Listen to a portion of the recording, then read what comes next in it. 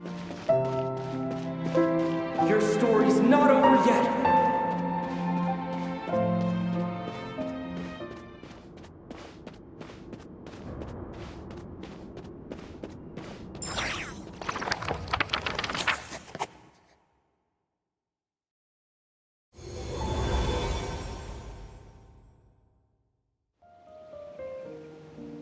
Silence, huh?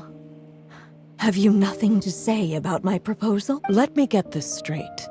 You want to graft your story onto this unfinished thread of fate, and in doing so, not only rewrite that fate. Quite the brilliant idea. Still, the story's survival depends entirely on whether the author keeps writing. Exactly.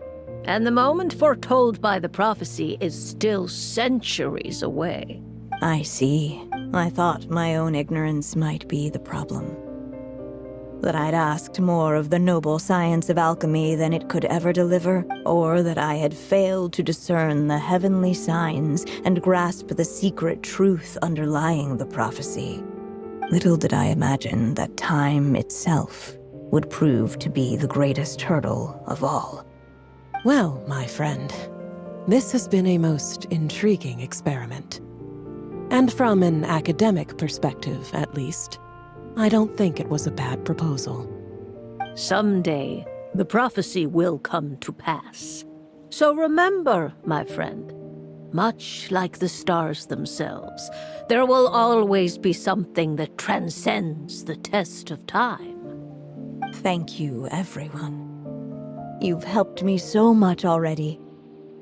But, Alice, I still have one final favor to ask of you. Will you lend me your magic one last time, just enough for me to keep his story alive until the prophecy is fulfilled? You mean you want me to extend your lifespan? No, not in that sense. As Rheindotter once told me, the laws governing life and death are among the most unyielding in this world. I'm well aware of that. Whether it lasts a day or an age, the span of one's life is determined by fate alone.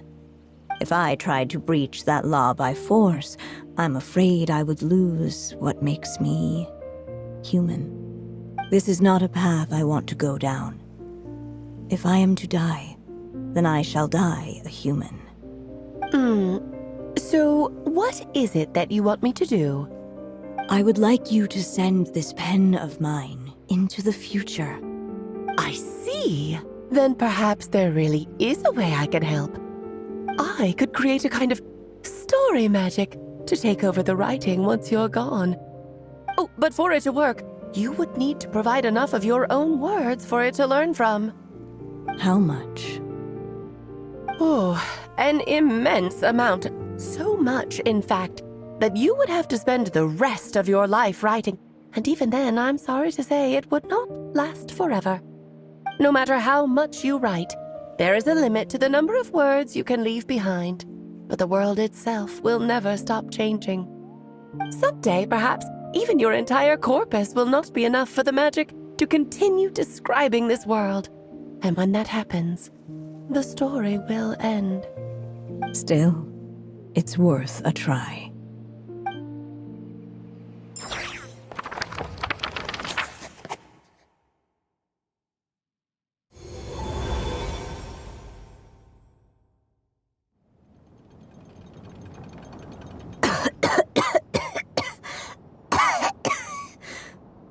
Oh, my dear Anya. Even after all this time, you're still... Look at you. You should be enjoying your old age in peace and quiet, especially now that things are finally returning to normal after that terrible calamity. Once he leaves Simulanka, things will only get more complicated. If his story is to continue, there needs to be more material for the magic to draw upon. I'll just have to skip over some of the less important details. Anya, Why do you insist on sending him out of the storybook world? Why must he face his fate in Teyvat? Why not just let him remain within the story? With my magic, even fate's curse could be undone and he could live happily ever after. I suppose. In fairy tales, all it takes is a heartfelt wish. And even a wooden puppet can turn himself into a real boy and live happily ever after. That's just how fairy tales end, isn't it? But have you ever wondered what happens to the main character after the ever after? Tell me, Alice, in your eyes, what would be a writer's greatest regret? To leave a story without an ending. Not a bad answer. It's true, many writers come to consider that their greatest regret. But I see things differently. My greatest regret is that every story I write has to come to an end in the first place. Anya. No matter how brilliantly a character shines, the moment their story ends, their potential is lost forever.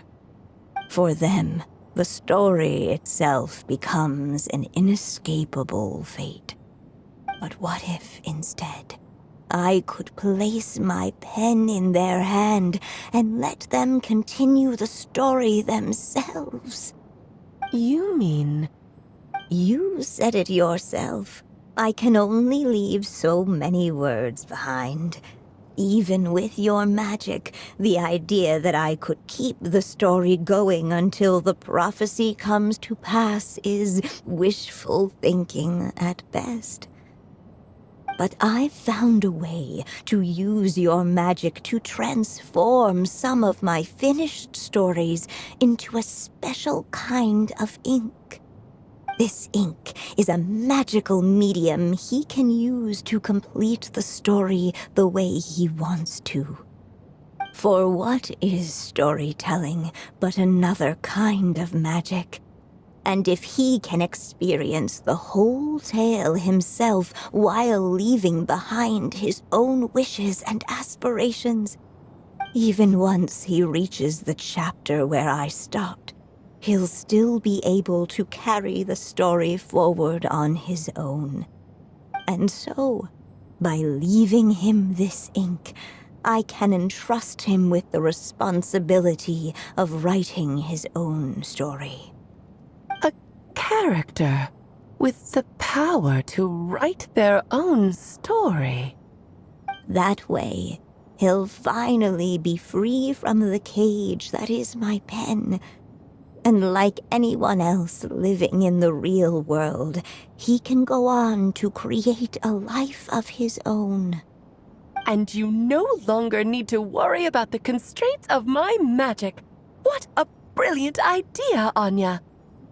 But there are still risks. First of all, once he arrives in Teyvat, he'll have to rely entirely on the story you left him to maintain as you gradually hand over creative control.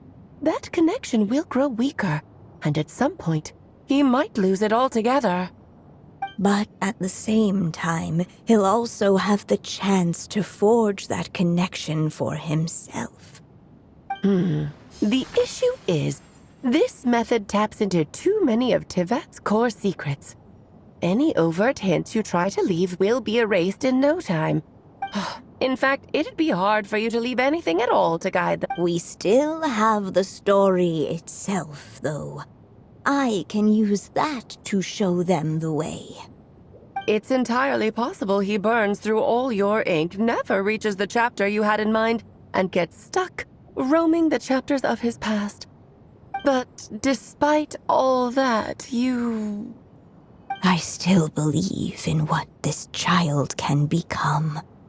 His hopes and wishes can be his ink, so he won't be trapped by mine running dry.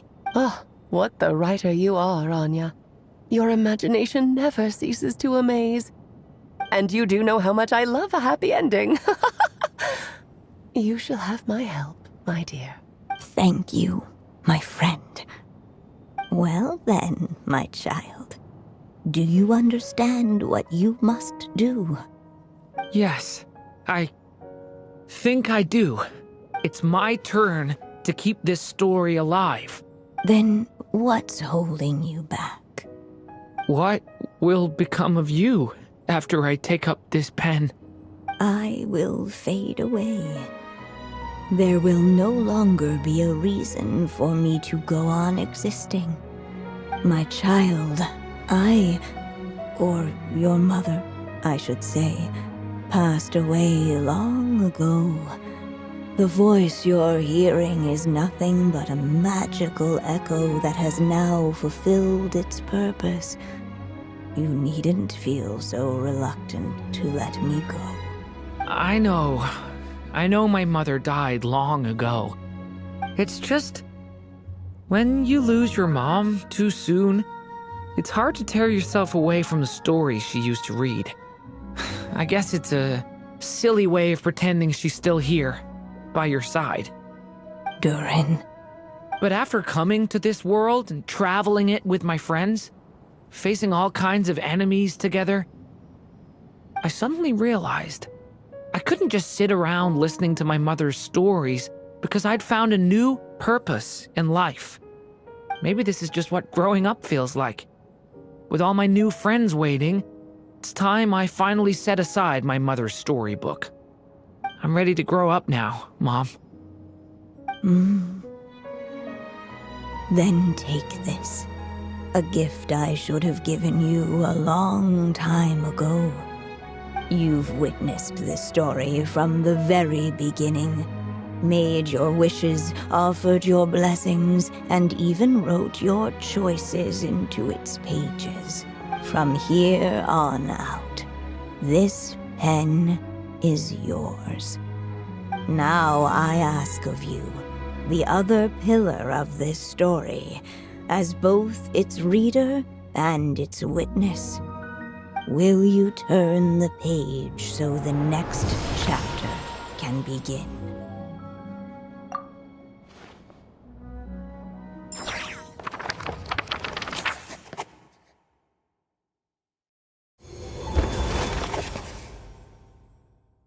Suddenly, and without warning, the powers of darkness struck.